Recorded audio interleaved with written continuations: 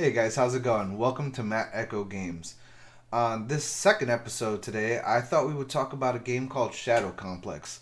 I noticed that Sony released the list of games that aren't going to be working on the PS5 from the PS4 era, and there was one game on there that mattered to me. The rest of them, nobody cares about, but Shadow Complex is a Metroidvania game that came out on the Xbox 360 and then was remastered for the PS4 and it had the lead character was voiced by Nolan North from he was Nathan Drake in the Uncharted series.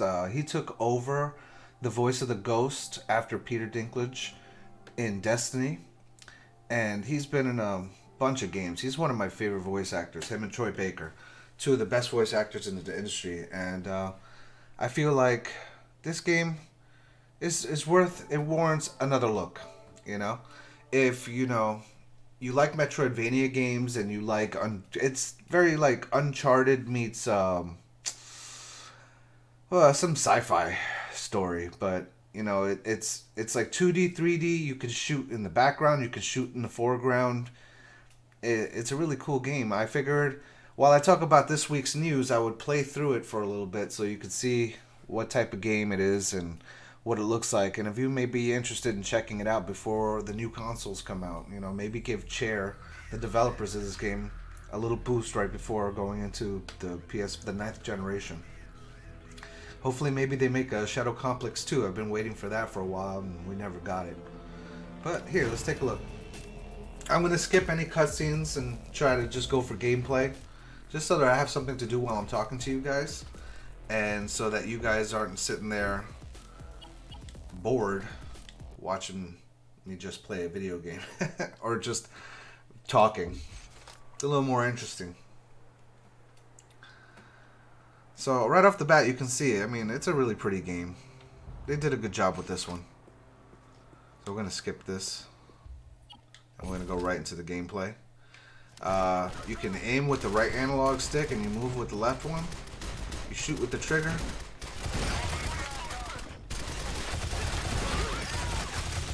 Yep, this is very good.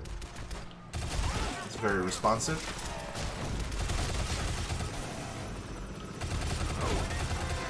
Alright.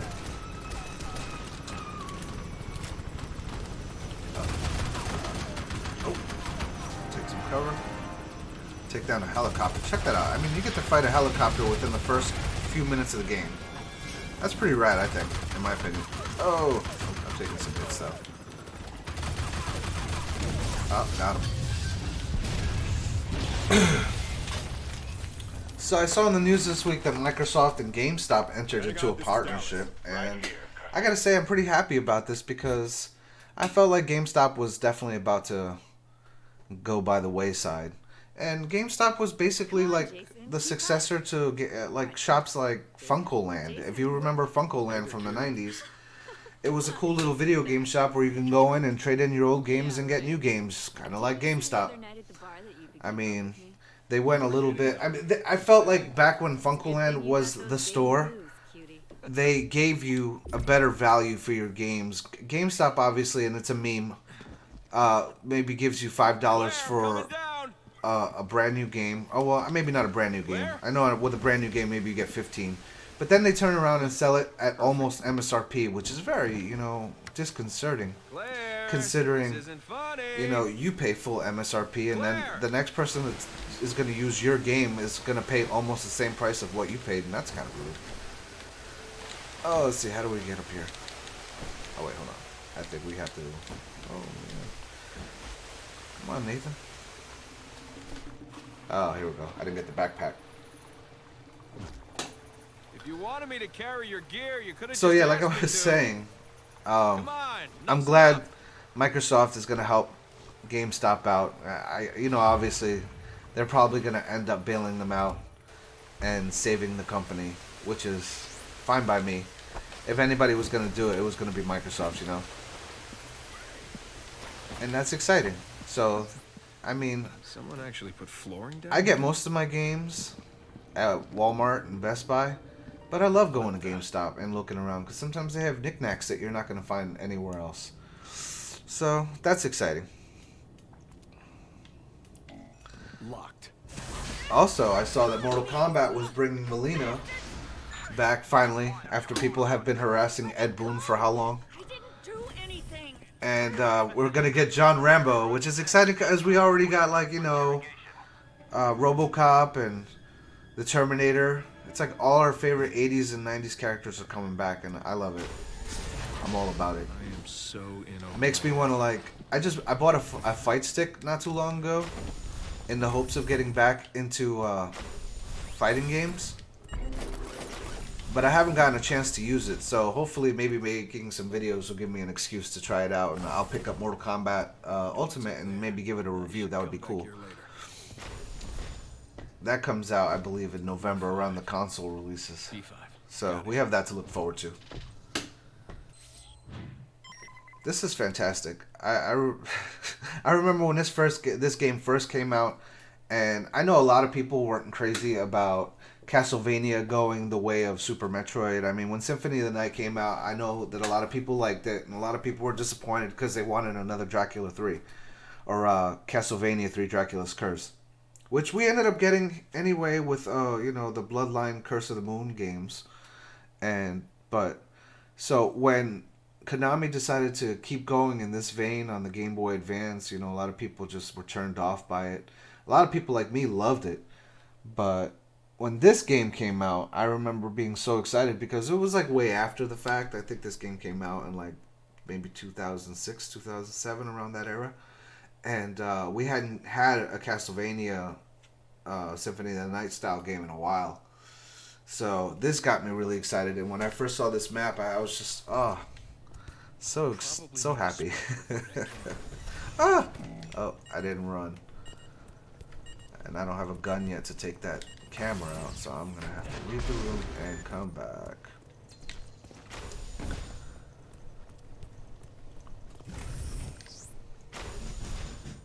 It was cool to see the PS5 get torn down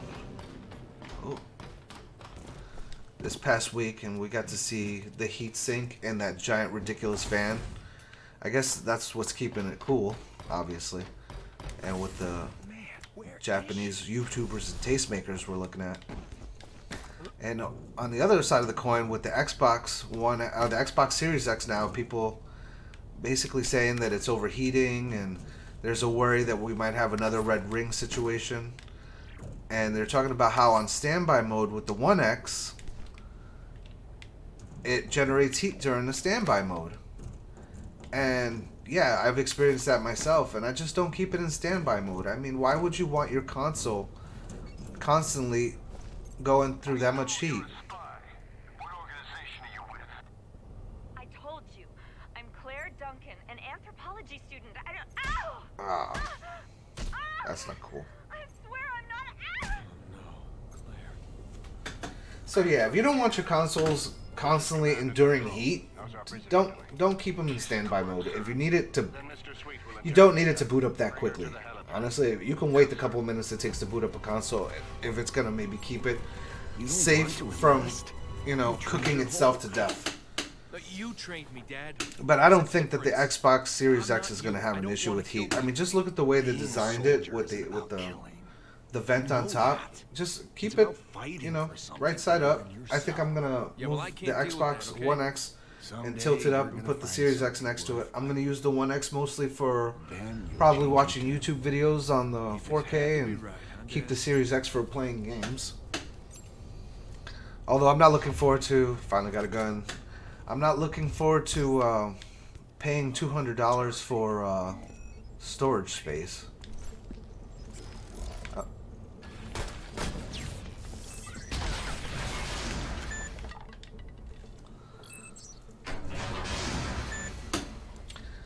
So I also saw that the Japanese people, or that Sony decided on the PlayStation 5, they're gonna make for Japan. The cross button is gonna be to enter, and the circle button will be to go back. Which in Japan it was the other way around. And I guess the Japanese people are up in arms about it because they feel like why? But over here in the United States, we had to get used to that for Metal Gear and for Final Fantasy. So I just don't understand what the big deal is. It's just, you know, you might not remember the first few times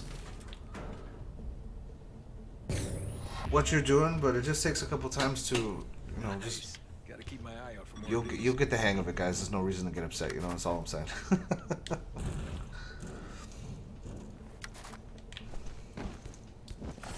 Oh, I think I missed one.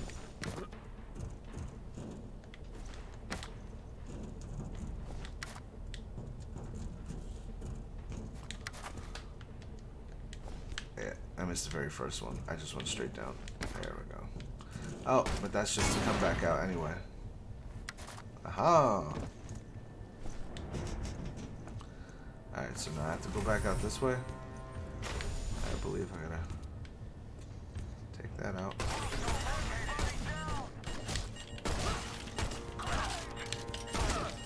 I'm on my way. Just hang on, Claire. Oh. What's up there? Oh. What's going on here? Oh, look at this. There's gold up here.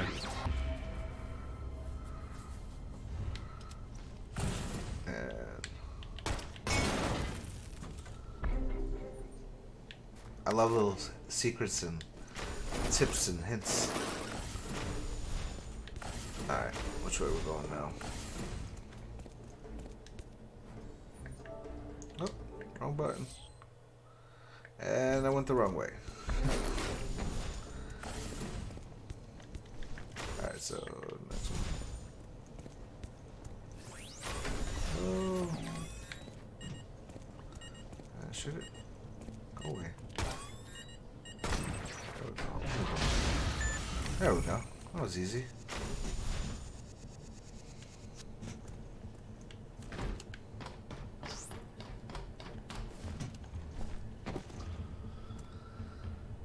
Let's see. Yep, here we go. We gotta go down here. Okay. Turn on the flash. Alright, there's supposed to be a door here. Where's the door? Oh, is it right here? Oh, yeah, right here. There's your door.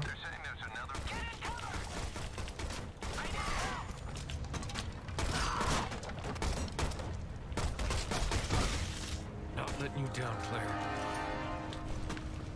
This game's a lot of fun. I forgot how much fun this game was.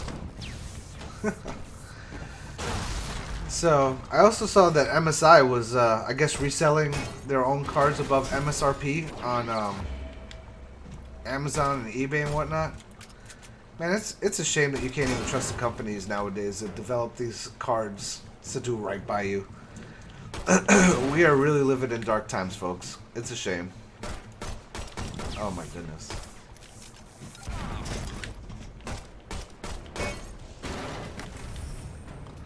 Alright, it was like a little loop there. I'm tempted to go back. Oh, well, my health isn't that bad. I still have 2 boxes.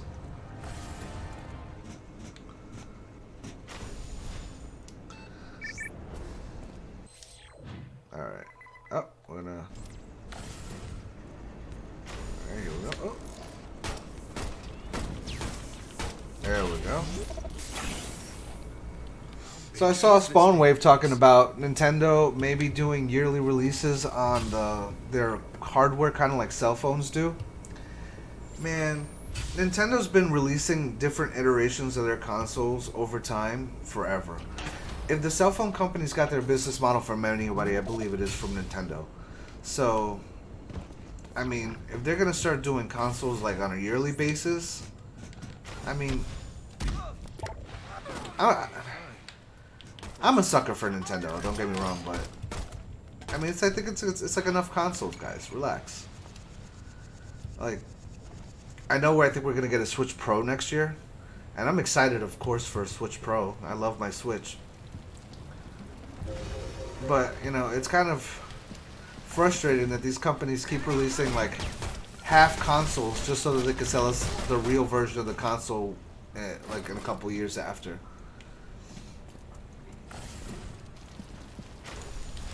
Like, I'm sure, like, these first iterations... Well, I don't know about... Well, definitely.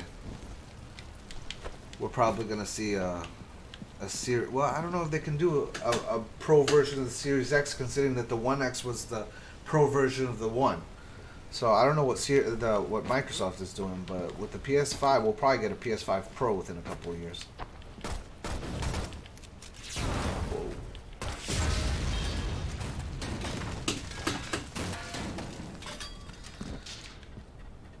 So I was thinking about the fins on the PS5 and how it looks like they might be customizable. Well, I mean, they can be pulled off and people will customize them. And I can only imagine the wild creations that people are going to come up with. Down in the comments, why don't you tell me, if you could get customized PS4 fins, what would you get on your fins? I'd like to know. I think if I could have a customized setup, I'd probably go right now, because I'm fanatical about Cyberpunk, I'd probably go with a Cyberpunk theme. But the Miles Morales mock-up that Let's Go Digital put online was really, really cool, with like the 3D spider on it and everything. I'd be down with something like that as well. Alright, where is this going to take us, guys? Oh, let's not kill our lead character.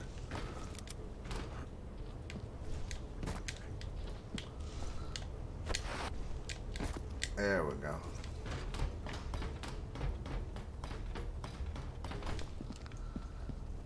Alright, you know what? If you want to know what's behind that door, pick it up on the PlayStation Store or the Microsoft Store on the Xbox One. This is it for me, guys. Thank you so much for sitting here and just listening to me jabber on about some of the news while I played this game for you, just in the hopes that maybe it'll garner a larger audience, because, I mean, I think it's a neat game. And I hope you guys have a good day. Thanks so much.